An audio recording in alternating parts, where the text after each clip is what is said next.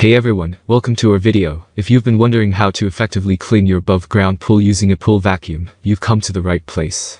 In today's video, we'll guide you through the step-by-step process of using a pool vacuum for above ground pools.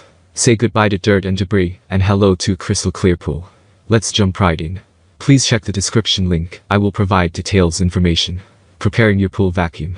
Before we start cleaning, it's important to ensure that your pool vacuum is properly set up and ready to go. First, make sure you have all the necessary equipment.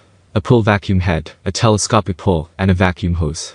Connect the vacuum head to the telescopic pole, and then attach one end of the vacuum hose to the vacuum head. Now, let's move on to the next step. Prime the vacuum hose. To prime the vacuum hose, you'll need to remove all the air inside it. Start by holding the vacuum head in one hand, and placing the other end of the hose against the water return outlet. Allow the water to flow through the hose until you see a steady stream of bubbles coming from the vacuum head. Once the bubbles stop, the hose is primed and ready for cleaning. Attach the vacuum hose to the skimmer. Now, it's time to connect the vacuum hose to the skimmer. Remove the skimmer basket from the skimmer and locate the suction port. Insert the free end of the vacuum hose into the suction port until it fits securely. You may need to twist it slightly to create a tight seal.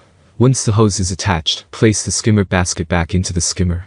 We're almost ready to start cleaning. Start vacuuming the pool. With everything set up, it's time to start vacuuming your above ground pool. Slowly lower the vacuum head into the water, allowing the hose to sink to the bottom. Once the vacuum head reaches the pool floor, gently move it around to collect the debris. Remember to clean in a systematic pattern to cover the entire pool surface.